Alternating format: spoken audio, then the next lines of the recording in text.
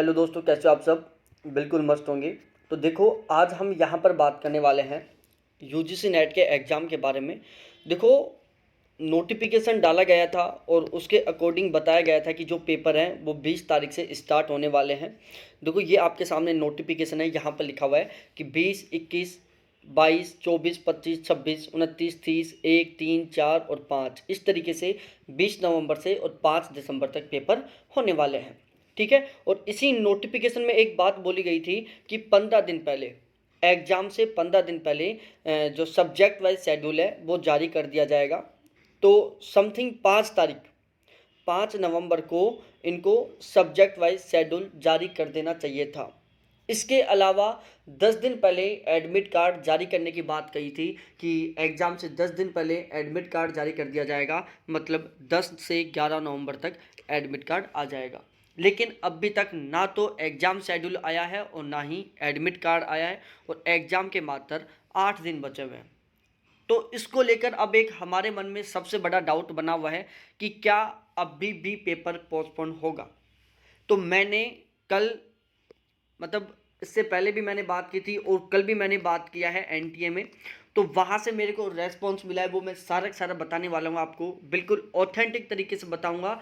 साथ ही साथ मैं यहाँ पर आपको प्रूफ से समझाने की कोशिश करूँगा कि क्या एग्ज़ाम पोस्टपोन होगा, क्या एग्ज़ाम पोस्टपोन नहीं होगा। तो ये टोल फ्री नंबर हैं यूजीसी के, एनटीए यूजीसी के, जिसके ऊपर आप कॉल कर सकते हैं। जिसमें से जो ये वाले नंबर हैं, आप यदि कॉल करते हैं तो इस वाले नंबर पर करना, यहाँ से वो जल्दी कॉल अटेंड कर लेते हैं। ठीक है। तो अब यहाँ पर हम बात करने वाले हैं, देखो ये एक दैनिक भास्कर की कटिंग है, जिसमें भी बताया गया था कि यूजीसी नेट का जो एडमिट कार्ड है वो 10 तारीख तक जारी हो जाएगा, 10 नवंबर तक जारी हो जाएगा। लेकिन अभी तक जारी नहीं हुआ है, 12 नवंबर हो चुका है। अब देखो, यहाँ पर जब हमने कल बात की थी एनटीए में टोल फ्री नंबर के ऊपर, तो उन्होंने बोला था, एक बात तो उन्होंने बिल्कुल साफ कह दी थी कि एग्ज़ाम पोस्टपोन नहीं होगा। जब उससे पहले भी मैंने बात की थी, जब पिछला रीशेड्यूल हुआ था, जब पहले एग्ज़ाम डेट फिक्स हुई थी अक्टूबर में, तब भी मैंने बात की थी। उससे पहले जब मई में पेपर होने वाला था तब भी मैंने बात की थी। तो तब वो बोलते थे कि शायद हो सकता है पेपर पोस्टपोन हो जाए। लेकिन अब की बात, 8 दिन बचे हुए हैं, उन्होंने कल बिल्कुल डिक्लेयर कर दिया कि पेपर 100% होगा, पेपर किसी भी हाल में पोस्टपोन नहीं होगा। अब देखो, उसके मैं कुछ और भी अदर प्रूफ देता हूँ आपको कि पेपर 100% क्यों होगा। कुछ लोग बोल रहे होंगे, कुछ यूट्यूबर बोल रहे होंगे कि पेपर पोस्टपोन हो सकता है, लेकिन मैं और भी, एनटीए में तो मैंने बात की है, उसके अलावा मैं और भी आपको प्रूफ दूंगा जिनसे बिल्कुल फिक्स हो जाएगा कि पेपर 100% 20 तारीख से ही होने वाला है। ठीक है। सबसे पहले तो हम दोनों नोटिफिकेशनों को देखते हैं। यहाँ पर लिखा हुआ है the revise schedule in is a following. ठीक है, यहाँ पर रिवाइज शेड्यूल लिखा हुआ है जो अक्टूबर में होने वाला था, लेकिन ये पोस्टपोन हो गया था। और यदि आप ये नोटिफिकेशन देखोगे तो यहाँ पर फाइनल ये शब्द लिखा हुआ है। यहाँ पर इन्होंने बिल्कुल फिक्स कर दिया कि ये यहाँ पर फाइनल डेट है। ये नोटिफिकेशन में इन्होंने बिल्कुल फिक्स कर दिया कि ये बिल्कुल फाइनल डेट है।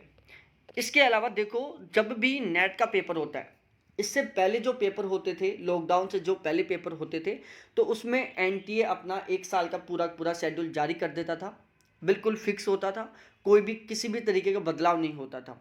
ठीक है। तो बिल्कुल सिस्टमेटिक वे में पेपर होते रहते थे।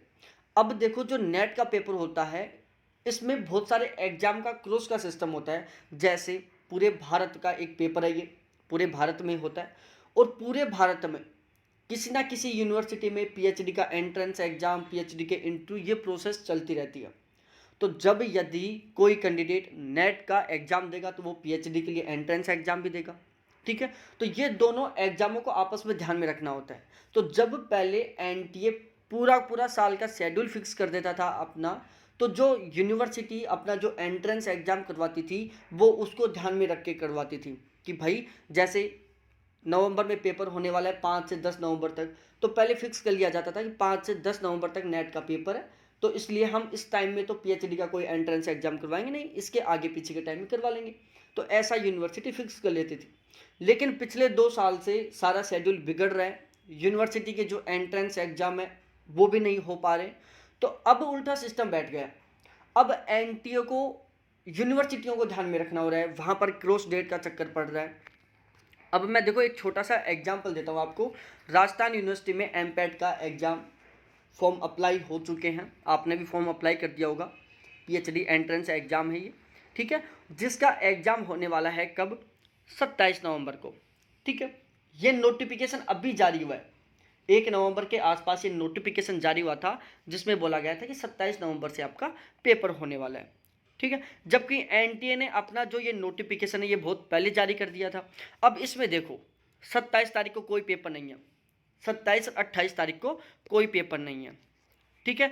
जबकि 27 तारीख को किसका हो रहा है, राजस्थान यूनिवर्सिटी एमपैट वाला पेपर हो रहा है, और यहाँ पर 27-28 की छुट्टी है। तो ये बात भी बिल्कुल डिक्लेयर कर रही है कि पेपर पोस्टपोन नहीं होगा, पेपर 100% होके रहेगा।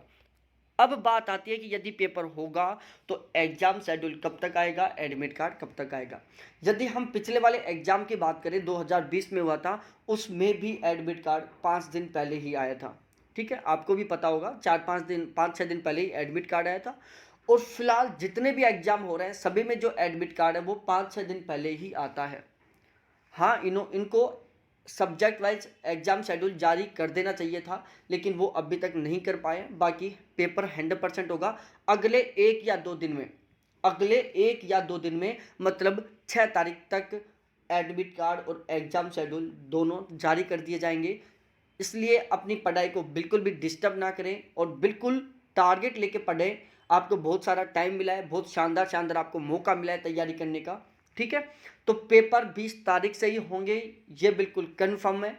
एडमिट कार्ड 6 तारीख के आसपास आ जाएगा। तो आपको बिल्कुल भी डाइवर्ट नहीं होना है, अपनी पढ़ाई के ऊपर पूरा फोकस करना है। और चैनल के ऊपर नए हो तो प्लीज़ एक बार चैनल को ज़रूर सब्सक्राइब कर दें, अपने सभी दोस्तों के साथ शेयर करें। और आपको जो भी लगता है, आपको भी यदि आपने बात किया हो एनटीए में या फिर आपने कहीं से जानकारी ली हो, तो वो जानकारी आप प्लीज़ कमेंट में कमेंट करके ज़रूर बताना, ठीक है। वीडियो को लाइक शेयर सब्सक्राइब जरूर करना। बहुत बहुत धन्यवाद आप सभी को देखने के लिए। थैंक्स, बाय मेरे प्यारे साथियों।